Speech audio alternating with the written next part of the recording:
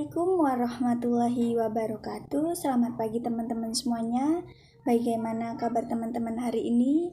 Apakah teman-teman sehat? Alhamdulillah kalau semua teman-teman sehat.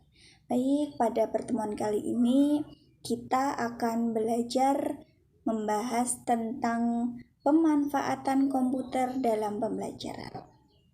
Yang pertama, di sini kita akan membahas mengenai komputer assisted instructional. Pembahasan yang pertama itu kita akan membahas tentang apa itu program CAI.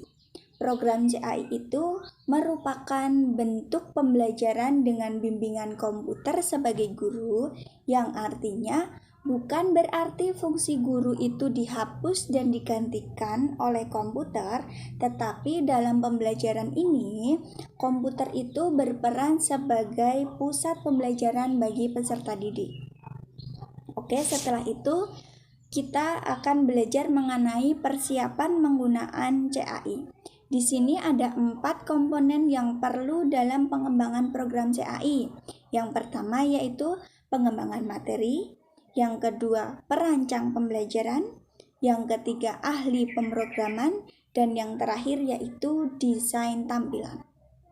Kemudian ada beberapa tahapan yang harus dilakukan pada pengembangan CAI, yaitu yang pertama perencanaan, yang kedua perancangan, yang ketiga pemrograman, dan yang keempat evaluasi, uji coba, dan revisi. Kemudian kita akan membahas mengenai pemanfaatan CAI. Pemanfaatan program CAI secara umum berlangsung dengan cara yang pertama, komputer diprogram untuk dapat menyampaikan materi pelajaran. Dan yang kedua, komputer diprogram untuk menyampaikan pertanyaan-pertanyaan yang berkaitan dengan materi yang sedang dipelajari oleh siswa. Dan yang terakhir yaitu komputer juga dapat diprogram untuk dapat merancang balikan siswa dan memberikan keputusan apakah siswa tersebut sudah paham atau belum, atau malah siswa tersebut itu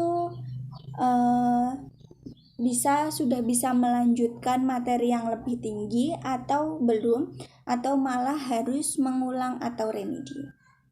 Kemudian, materi selanjutnya yaitu bentuk-bentuk instruksi pembelajaran melalui komputer. Mari kita bahas mengenai bentuk-bentuk interaksi pembelajaran melalui komputer satu persatu. Yang pertama, program tutorial. Program tutorial itu adalah salah satu pola interaksi pembelajaran yang mengaplikasikan pemberian informasi, pembelajaran, kemudian mengakomodasi siswa untuk terus mengikuti dan menjawab pertanyaan. Yang kedua, praktik dan latihan. Praktik dan latihan itu merupakan salah satu bentuk interaksi untuk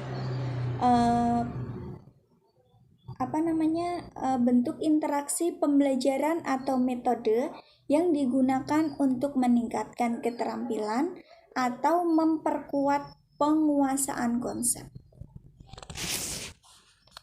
Terus yang ketiga yaitu simulasi. Dalam simulasi dengan bantuan komputer mencoba untuk menyamai proses dinamis yang terjadi di dunia nyata, seperti pembelajaran yang kita lakukan setiap harinya. Sebagai contoh, misal dari penerapan simulasi ini, itu contohnya simulasi pembelajaran ekonomi. Siswa dapat melakukan simulasi dengan menggunakan menjalankan usaha kecil tanpa harus mengalami kerugian ataupun keuntungan. Dan yang terakhir yaitu permainan instruksional. Sebuah bentuk permainan disebut pembelajaran apabila di dalamnya terdapat tujuan pembelajaran yang harus dicapai oleh siswa. Contoh permainannya yaitu permainan membuat keputusan pada mata pelajaran matematika. Dalam permainan ini, orang yang paling banyak membuat keputusan yang benar dan tepat akan keluar sebagai pemenangnya. Seperti itu. Mungkin itu yang dapat saya sampaikan, kurang lebihnya mohon maaf. Billahi taufiq wal hidayah. Wassalamualaikum warahmatullahi wabarakatuh. Sampai jumpa.